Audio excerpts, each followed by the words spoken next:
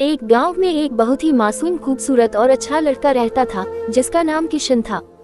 उसके परिवार में उसके माँ बाप, भाई बहन सभी थे, लेकिन रैक की बात यह थी कि उसके माँ बाप बहुत ही ज्यादा गरीब थे, इतना गरीब कि बड़ी मुश्किलों से उनका गुजारा हो पाता था। लेकिन किशन पढ़ने में बहुत तेज और समझदार था और वह गाँव के सरकारी स्कूल में ही पढ़ता था। एक दिन की बात है, किशन को एक लड़की को देखते ही उससे प्यार हो गया, यानी उससे पहली नजर में वो प्यार कर बैठा था।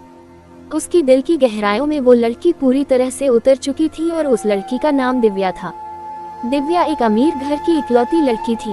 अब किशन दिव्या को छुप छुप कर देखने लगा, लेकिन एक दिन दिव्या ने ऐसा करते उसे देख लिया, मगर दिव्या ने उसे कुछ भी न कहा क्योंकि किशन था ही इतना मासूम। अब किशन धीरे धीरे दिव्या के प्यार में इतना खो गया कि उसका न तो पढ़ाई में मन लगता था और न ही उसे खाने पीने का होश था। वह 24 घंटे ही उसी के ही प्यार में खोया रहता था।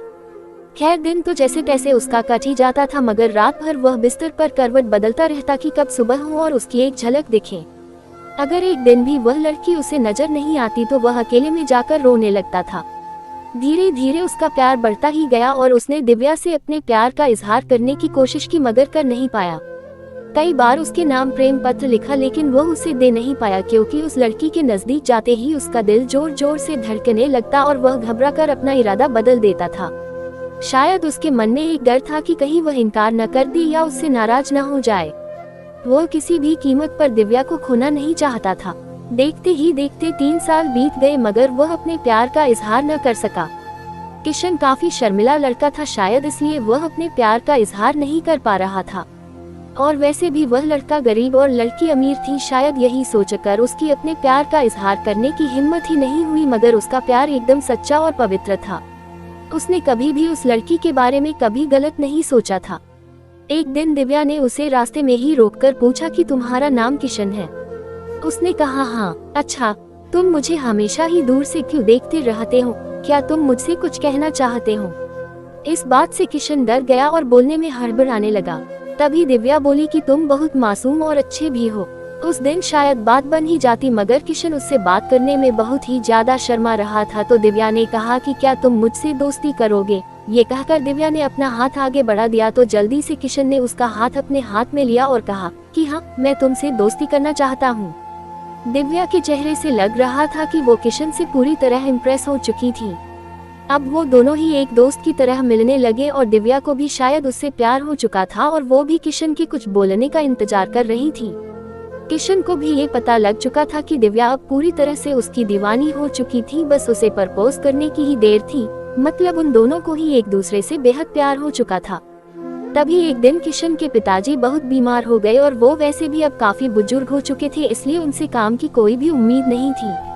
किशन के पिताजी की ही वजह से घर का सारा खर्चा चलता था, लेकिन अब क्या होगा? किशन की 2 जवान बहन भी थी जिनकी अब शादी भी करनी थी। तभी किशन के पिताजी उसे कहते हैं कि बेटा, अब शायद तुझे पढ़ाई छोड़नी होगी और शहर जाकर नौकरी करनी होगी। शहर में मेरा एक दोस्त व्यापारी है, राम प्रसाद, वो तुझे अपने पास काम पर जरूर रख लेंगे, तू बस उसे मेरा नाम बता देना। मेरा नाम सुनते ही वो तुझे काम पर रख लेगा और तनख्वाह भी अच्छी दे देगा। परिवार को दुखी देखकर किशन को शहर जाना ही पड़ा।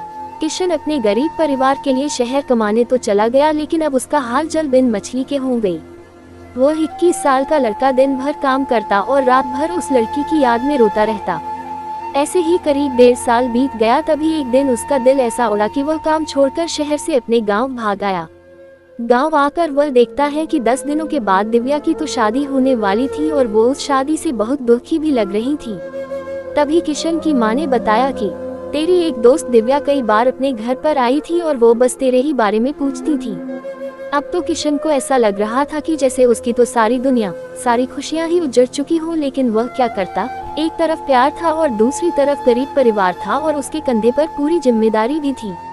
वह दिव्या से आखिरी बार भी नहीं मिला और उसने ये फैसला कर लिया कि उसे अपने बूढ़े माँ बाप और अपने छोटे भाई और बड़ी बहनों की खुशी के लिए अपने प्यार की कुर्बानी देनी ही पड़ेगी।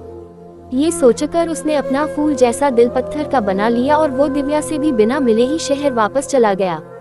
जाते जाते भी उसकी जान निकल रही थी कि काश दिव्या उसे मिल जाती।